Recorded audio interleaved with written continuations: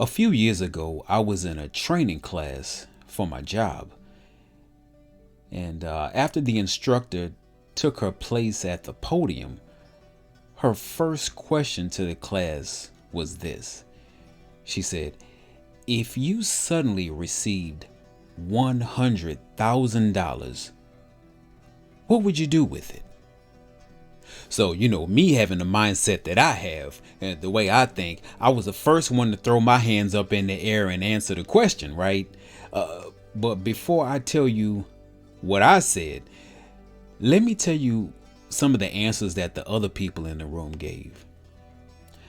One person said they'd go on an immediate vacation. And then another person said, well, they would buy a car and then they'd pay off some bills. And then somebody else said, well, they use the money toward a down payment on a new house and then, of course, pay down bills.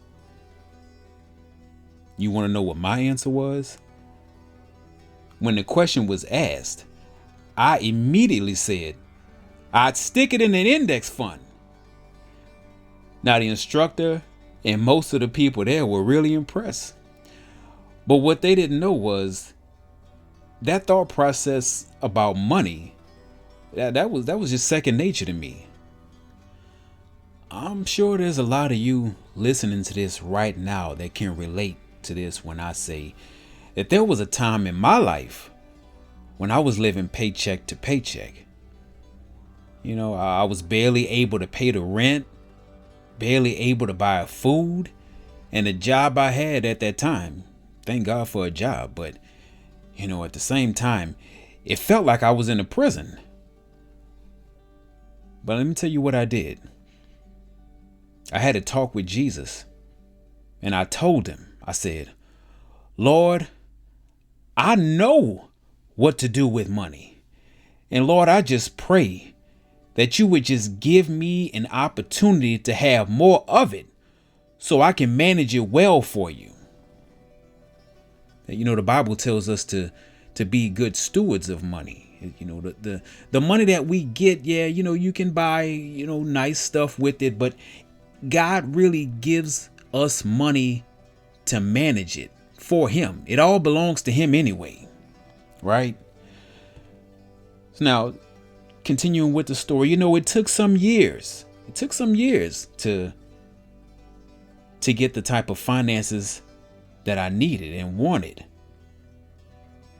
But eventually, the Lord finally gave me an opportunity to prove what I was talking about, right? He gave me a higher paying job that came with a whole bunch of promotions and, of course, pay increases. And soon, I was making the most money that I'd ever made in my life. I'll never forget the feeling of it. And for the first time in a long time, there was more money left over at the end of every month. Now that's what I call a good problem, right? So after my essential needs were met, here's what I did not do.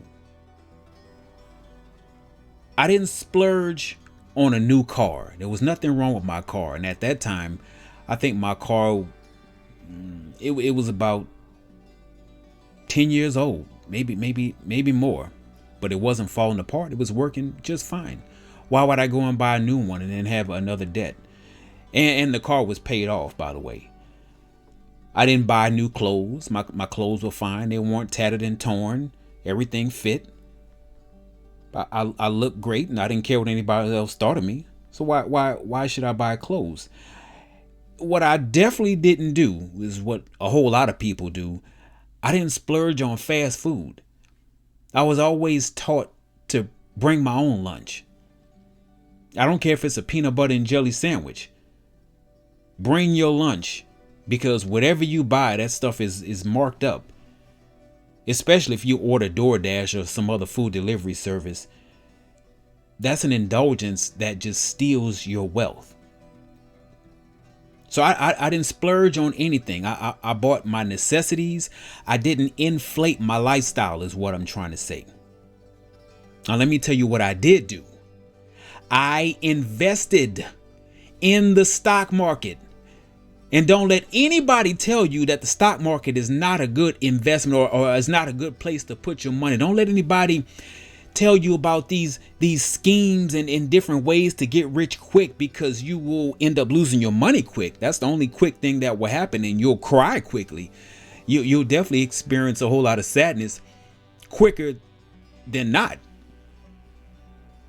The stock market is one of the best places, and it's the easiest way to build wealth over time. If I could just get you to realize this, it is set up for you to win if you just take advantage of it.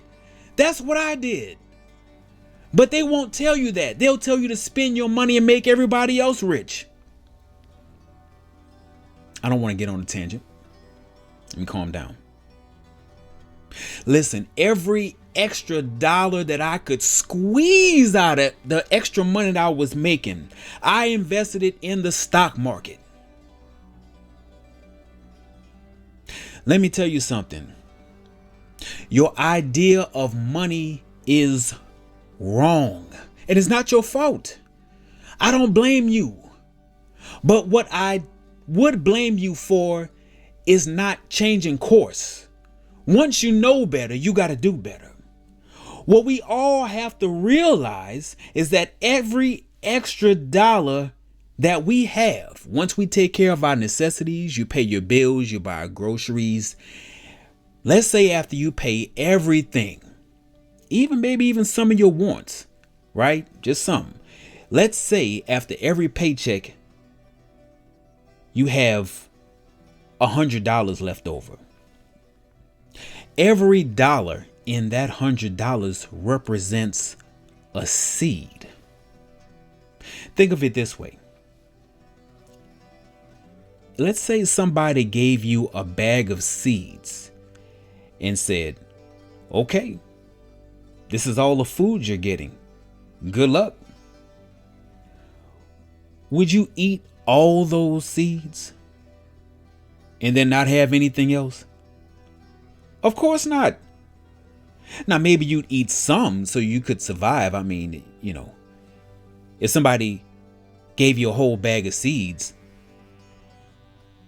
and that's all you had at that time, before you started planting and harvesting a crop, yeah, you would have to eat some of those seeds. If you got a family, you'd have to feed them some seeds. I'm talking about eating seeds hypothetically, but you see the point I'm making.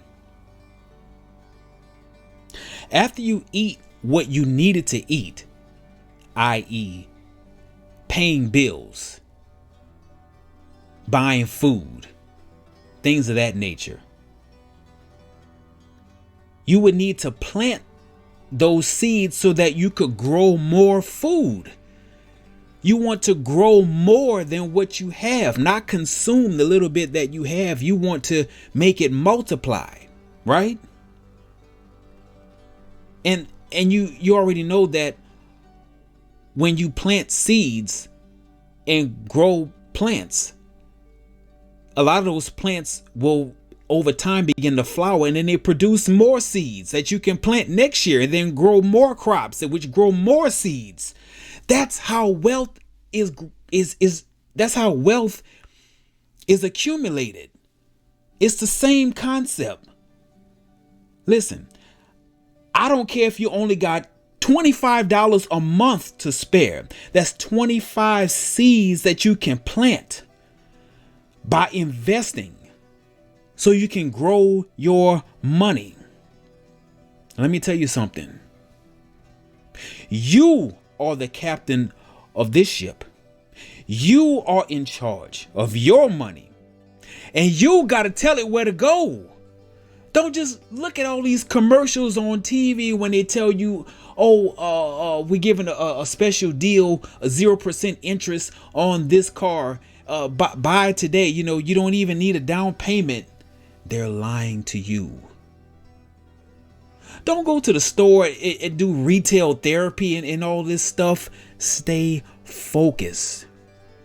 Time is short, people. We got to get it together. There's no reason why a lot of us should be living paycheck to paycheck. You are in charge. You just gotta pick a side. And when you're going down this financial road, or I just say the road period, one side of the road leads to financial freedom, and the other side of the road leads to you working until the day you die. I don't want that for me. I don't want that for you. You got to pick a side. The choice is yours. Let's get to it, people. Let's make some changes.